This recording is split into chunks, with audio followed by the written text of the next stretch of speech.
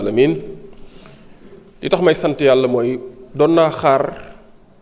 ñu sulli fi débat pour toucher le fond de la loi mais malheureusement c'est la même rengaine,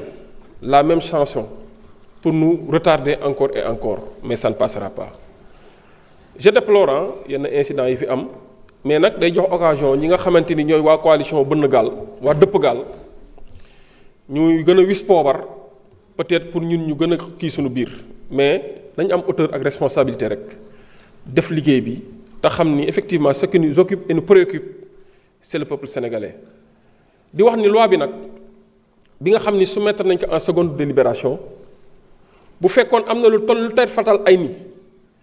ci lu violer constitution bi heure bi kon kenn waxatu ko déféré nañ ko devant le conseil constitutionnel mais ana tey jii ban recours ngeen dégg ne am na contre cette loi amul. am na ñu fi taxaw di wax ne matuñu natt parce que amuñu le nombre requis waaye am na ñeneen ñoo xam ne ñooy lëngoo nekk seen i wujju percor nga xawma seen lan la seen i naataangoo pourtant ñoom mat nañu lim pour saisir le conseil constitutionnel lan moo tax defuñu ko bu fekkee la loi est anticonstitutionnelle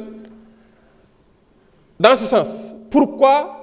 le groupe Takku Wallu n'a pas saisi le conseil constitutionnel pour en inconstitutionnalité et faire censurer ce que l'Assemblée nationale a voté pour vous dire que ñoom amuñu benn argument beneen bi article 73 de la constitution bi nga xam ni jox na pouvoir le président de la république pour mu saisir ñu à nouveau pour une seconde délibération.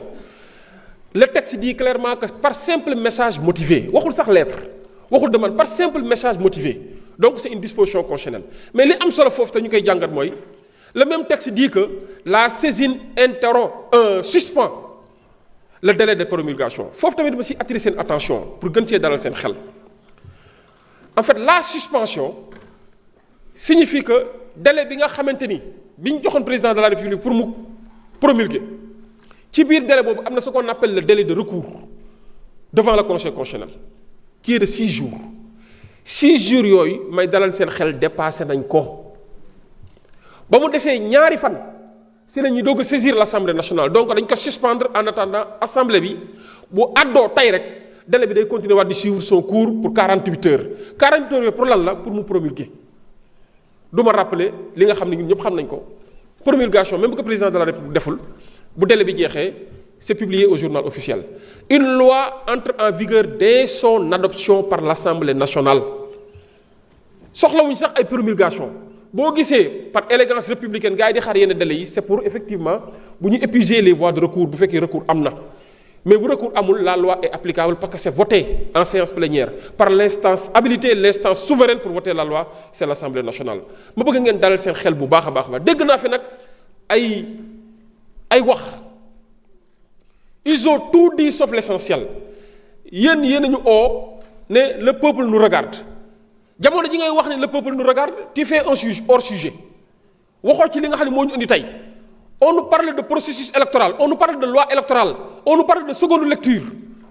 on nous parle de dialogue national et des conclusions du dialogue national même s'il y a accord ou désaccord l'Assemblée nationale a pris ses responsabilités devant l'histoire et devant le monde entier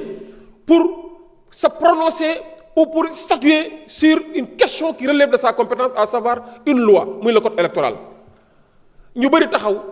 pour indi ay jiixi jaaxasi xelu nit ñi naan non est-ce que mënul yoonu bàyyi président de la république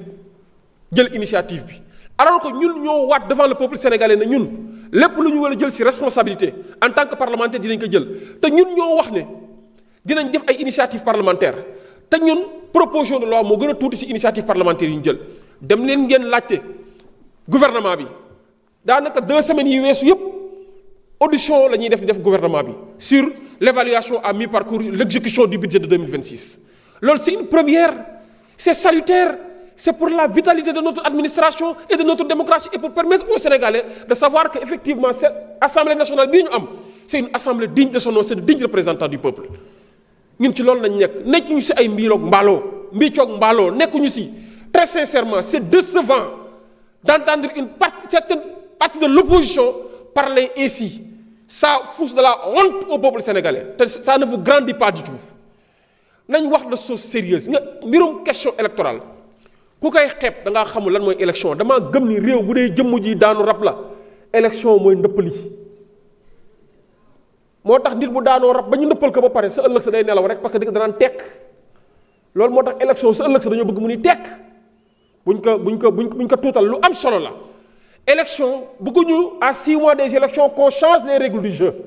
loolu moo tax si délai bi lañ nekk pour ñu changer le code électoral ku jàkk-jàkki noonu ku mën na dontu ñun dañoo gëm ne lu ñuy xeexoon démb moom la ñuy xeex tey ñun ñoo waxoon nañuy ubbeeku ku mën bokk ku bëgg bokk ñun loolu lañ leen wax ñoo leen bokk xanaa yéen wóoruwu leen seen bopp ñëw leen ngeen bokk bu fekkee pare ngeen pour jàkkaarloog président Ousmane Sonko Birima nag nee na